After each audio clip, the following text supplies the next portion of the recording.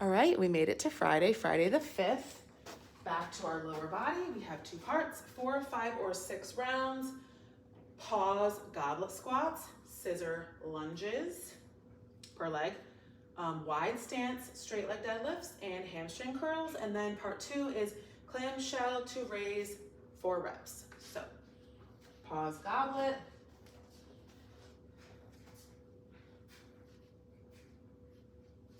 So I usually count to like 3-ish. 1, 2, 3. Stand, so you're pausing at the bottom. Scissor lunges is back and front 1, back and front 2, back and front 3. Wide stance, straight leg.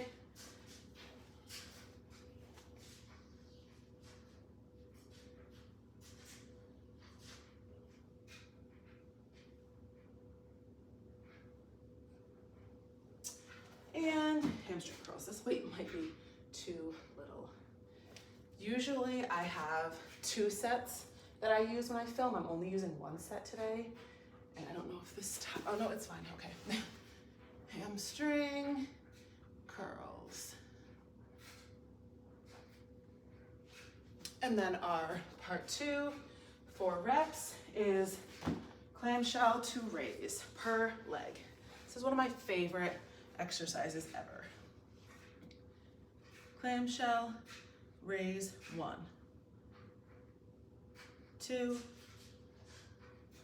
3, 4, and then switch sides.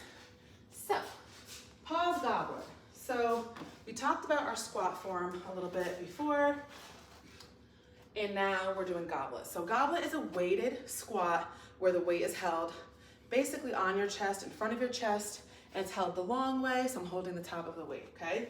So I'm going to sink down, and I'm going to hold. 1, 2, 3, stand, 1. Sink down, 1, 2, 3, stand, 2.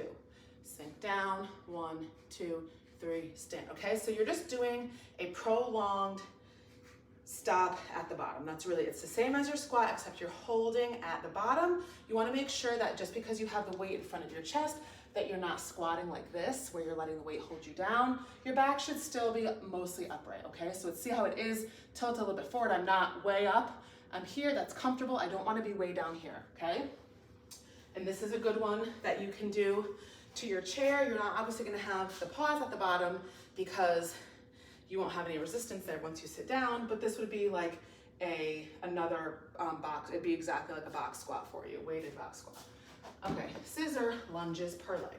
So your scissor lunge is combining your forward and your reverse lunge into one move. So it doesn't matter which way you start, but you're gonna hit both. So you're gonna hit reverse, come up, hit front, that's 1.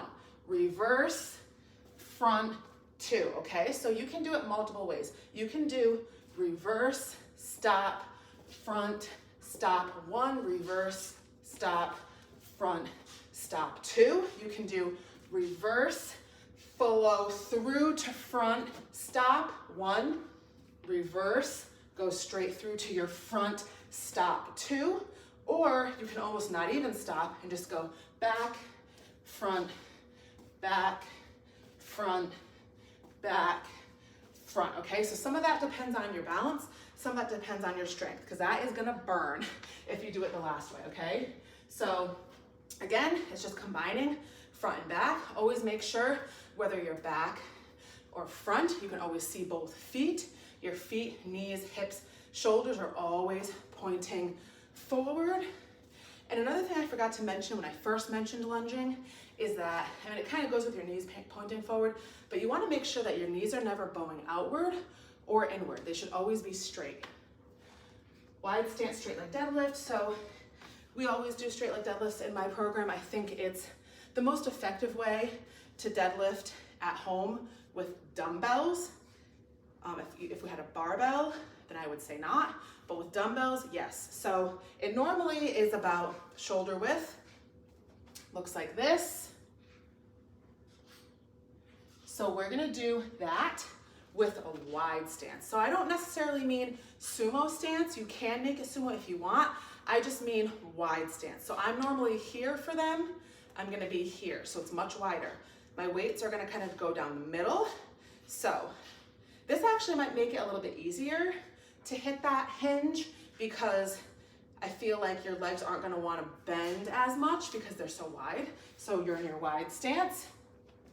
And when you hinge, so anytime we do a straight leg deadlift or a swing, we're using our hinge motion, which means that your hips and your butt are going backward, not down. So when you squat, they move down. Or if you lunge, they move down. When you hinge, they move back, okay? So your hips and your butt are gonna move back to the wall behind you. Your knees are gonna be slightly bent. They're gonna have some motion and then they're not gonna be totally locked out. You never wanna do anything totally locked out when you're exercising. So have that nice bend. Your hips and butt are gonna move backward. So they're gonna move, and as they move, your back is gonna fold, but your back is going to remain straight. It's not gonna go down like this. It's gonna stay straight and it's gonna fold. So once your butt stops moving, your back should stop moving, and that's where you are, okay? So you don't want to reach with your hands. So if I'm done moving here, I don't wanna then go like this, okay? Because now I'm using my lower back and my arms to reach down. So you don't wanna do that. So you wanna just let your body do what it does and stop when it stops. So let your hips and your butt go backward, your back's gonna fold. Once your butt kind of stops moving, for me it's right here, notice how straight my back is. My butt is way away from my feet, so that's how I know my butt didn't move down, it moved backward. So this is my hinge, I'm right here, I'm gonna stand up, okay? So when you stand up, don't squeeze in and do that, just stand, okay?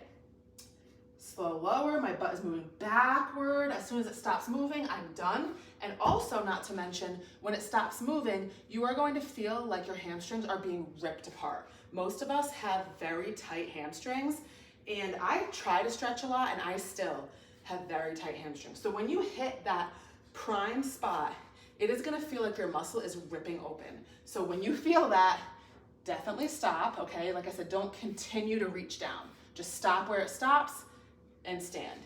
But back, your back is gonna bend, but be straight and stand, okay? So if you don't understand the mechanics of the hinge, then you can message me, you can video yourself and be like, what am I doing wrong?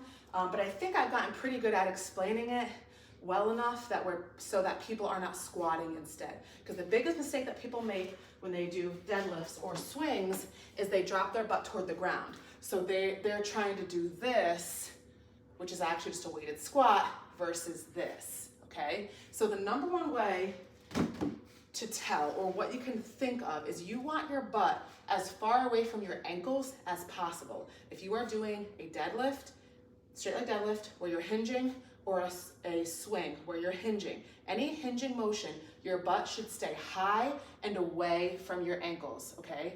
So even when I go all the way down, my butt didn't move down, it just moved backward. So look how much space there is. If I do a squat or I let my butt go to the floor, look how close my butt and ankles are. So that's another way you can always tell. You want your butt to be high and as far away from your ankles as possible. And then our hamstring curls. So this one, I try to do high reps. You can go even higher if you want, like you might want to do 20 or 25 depending on what weight you're using. Because the tricky part with this one is you're holding the weight with your shoe. So not only are you holding it with your shoe, but the bigger the weight is, like the taller it's gonna be, and the less range of motion you're going to have without it slamming into the floor. So like you might be able to curl like a 50 pound, but you, number one, probably wouldn't be able to hold it with your shoes, and well, number two, you probably don't even have a 50 pound weight at home, but if you did, it also would be really hard to get it not to slam into the floor. So this one is one where you're most likely using a too light of weight, so you're gonna need to increase the number of reps, okay? So just lay down, however's comfortable. You're gonna be holding the weight basically where your shoe is where your arch is, and it kind of rounds in. That's gonna create kind of like a little wrap around each side of the weight, and you're just gonna come up, so see where it's sitting, and then slow lower. So I can go really low with this weight because it's so small. So I have a huge range of motion, even though this is way too light for me. But if I had a bigger dumbbell, I might only get to like here before it hits the ground, because again, the higher the weight, the bigger the dumbbell is gonna be. So that's the only catch with this exercise. There's a couple exercises that if you wanna do at home with dumbbells, you kind of have to just accept that part, because they're not necessarily meant to do at home with dumbbells. We're just kind of taking inspiration and making things our own because we're only working out at home. So sometimes that happens, but if that is the case, just up your reps. So again, if 15 is not enough for you, you can up it to 20, you can up it to 25. There's a lot of times where I end up doing like 25 because I'm using like a 10-pound weight, and really distributed between both legs is 5 pounds each. I can do much more than that, you know what I mean? So that's how you fix that problem if you have that problem. And then our part 2, which is 60 to 100 reps per side, is our clamshell to raise, which, as I said, is one of my favorites. So you can use a resistance band if you have one. I have them. I never use them because unless I'm doing a workout where every single exercise is gonna be resistant band, I hate taking it on and off. So I know that sounds so stupid, but so I never use mine. But this would be a good one to do it because you can't add weight any other way except the resistance band. So you're gonna lay on your side, however is comfortable, and your feet are gonna be kind of in line with your butt. So they're not back here, they're in front of your body with your knees bent, kind of in line with your butt. So you're going to clamshell, which is just raising the top leg, opening it, and then you're gonna close it, and then you're going to raise that leg in the exact position that it's in. Okay, so I'm not lifting it and straightening it, I'm not doing anything, I'm just keeping it exactly the way it is and raising it. 1, clamshell, raise 2, clamshell, raise 3, clamshell, raise 4. So this is gonna work the inside and the outside when you raise. So to me, I don't feel it that much on the inside. I probably should use a resistance band, but when I do that raise, it starts to burn on like your hip / outer butt area, and that's what I love about it. You can really, even after just doing those 4, you can really feel it. So again, it's one of my favorites. And that's Friday the 5th, Cinco de Mayo.